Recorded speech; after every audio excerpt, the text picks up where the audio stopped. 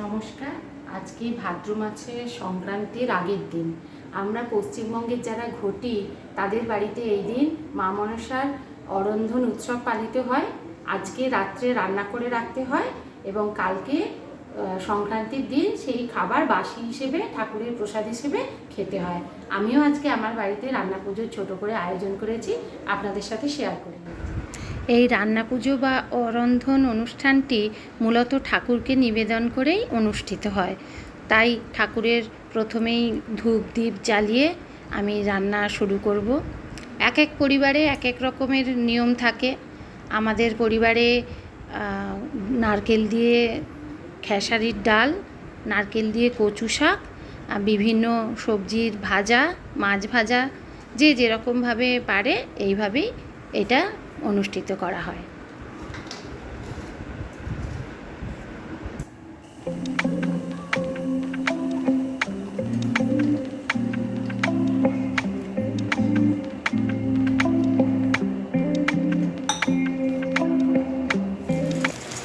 প্রথমে আমি ডালটা বসিয়ে দেবো, সেই জন্য ডালটা ভালো করে ধুয়ে ভিজিয়ে রাখছি। এইভাবে ডালটা ভিজিয়ে রাখলে তাড়াতাড়ি রান্নাটা হয়ে যাবে।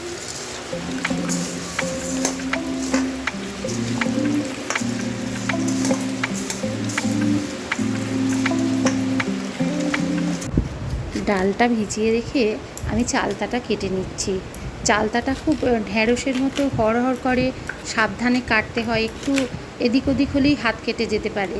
তাই ধীরে ধীরে চালতাটা আমি ছোট ছোট করে আগে কেটে নেব, তারপর ওটা শিলনোড়ায় থেতো করে নিতে হবে।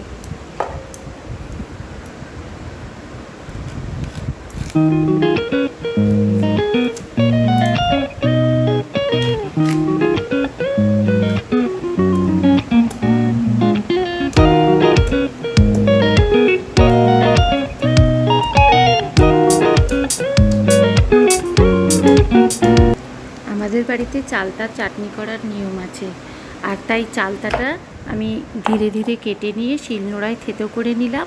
এতে টেস্টটা খুব ভালো হয়। ধীরে ধীরে আমার সব চালতা কাটা হয়ে গেল। এবারে আমি ডালটা বসিয়ে দেব। চালতাটা কেটে রেখে আমি ডালটা, এবার যে ডালটা আমি ভিজিয়ে রেখেছিলাম সেটা বসিয়ে দিলাম।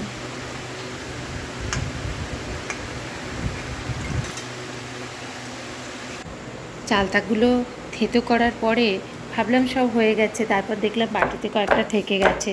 ওগুলোকে আবার নিয়ে একসাথে সব থেতো করে রেডি করে রাখলাম চাটনি বসানোর জন্য।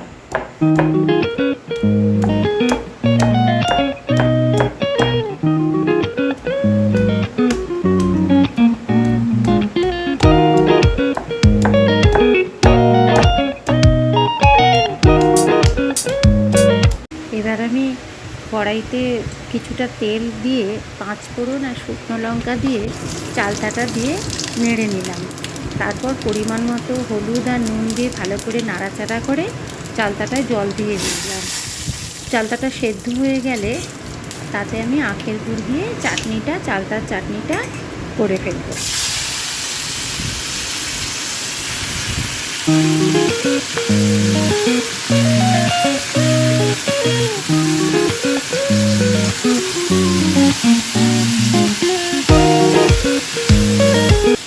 সাধারণত সবজি ভাজার সংখ্যা বিজোড় হিসেবেই রাখা হয়, আর একা হাতে আমাকে সব করতে হয় বলে আগে থেকে কাটাকুটি করে উঠতে পারি না। তাই কড়াইতে তেল বসিয়ে দুটো কড়াইতে তেল বসিয়ে আমি সবজিগুলো ভাজার জন্য কেটে নেব।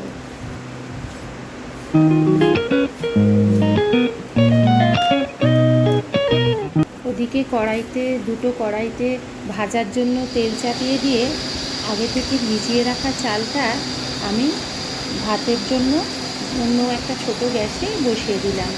3টে পাশাপাশি গ্যাস চললে রান্নাটা তাড়াতাড়ি শেষ হবে।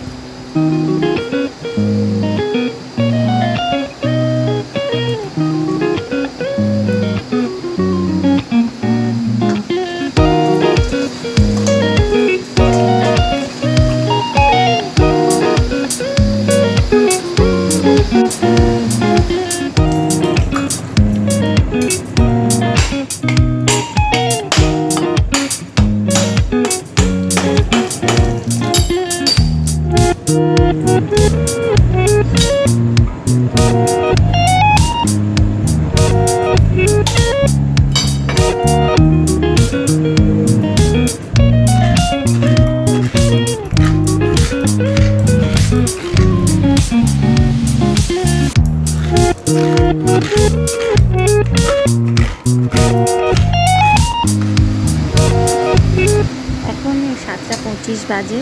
আমি বিকেল 5:30 কি 35-এ রান্না শুরু করেছি। আর এটা সারা রাত ধরেই করার অনুষ্ঠান, কিন্তু এখনকার দিনে আর ওটা হয়ে ওঠে না সবার পক্ষে, তাই যে যেমন পারে সময় ধরে মোটামুটি বিকেল থেকেই রান্না বসানো হয়। আর আমার এই 7:30টার সময় 3 রকমের ভাজা হয়ে গেল: কাঁচকলা ভাজা, কুমড়ো ভাজা, আলু ভাজা।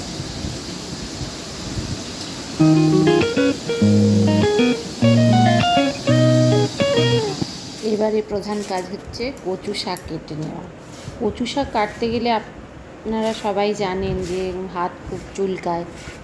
আমি অনেক সময় হাতে লেবু মেখে নিতাম কচু শাক কাটার আগে। এবারে হাজবেন্ড বললো যে হাতে করে সর্ষের তেল বেশি করে মেখে নিলে নাকি কাটার সময় অত চুলকাবে না। দেখলাম ওটা আইডিয়াটা খুব কাজে দিয়েছে। আমি খুব ভালো করে কচু শাক কাটার আগে হাতে সর্ষের তেল মেখে নিয়েছিলাম। এবারে আর অত চুলকায়নি, ধীরে ধীরে সবটাই আমার কেটে নিতে পেরেছি।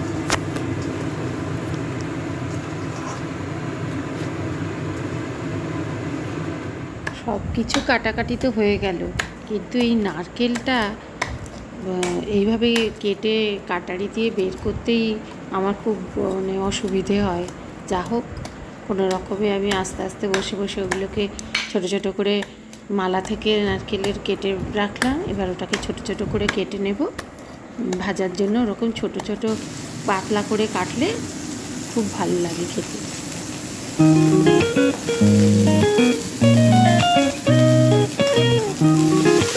কচু শাক কাটার পর ভালো করে ওটাকে সেদ্ধ করে জলটা ছাঁকনির মতো যে কোনো পাত্রে রেখে সেটাকে ভালো করে চিপে জলটা, সেদ্ধ করা জলটা ফেলে দিয়ে কড়াইতে গোটা জিরে, শুকনো লঙ্কা, তেজপাতা ফোড়ন দিয়ে বেশ খানিকটা তেল দিয়ে সেদ্ধ করা কচু শাকটা ঢেলে দিলাম।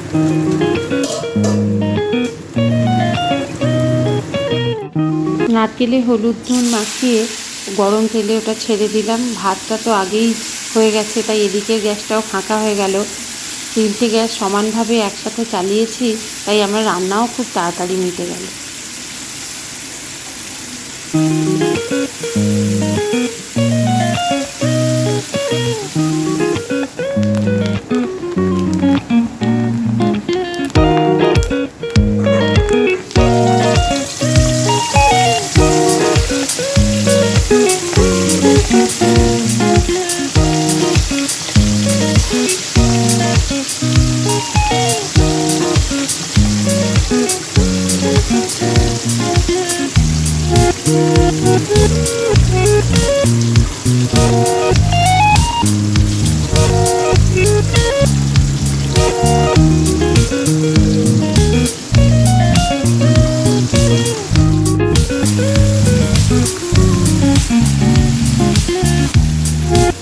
আমার সবজি ভাজা সব কমপ্লিট হয়ে গেছে।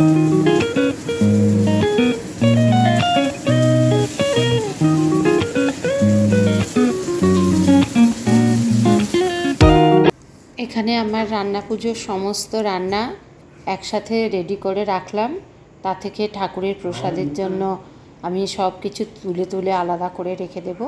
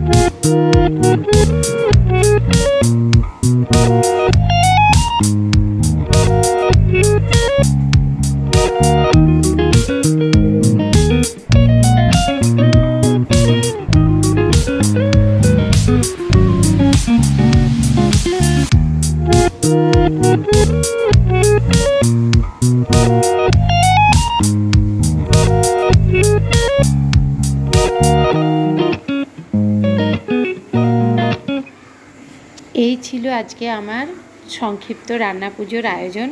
যদি আজকের পর্বটি আপনাদের ভালো লাগে তাহলে অবশ্যই লাইক, শেয়ার এবং সাবস্ক্রাইব করার অনুরোধ রইল।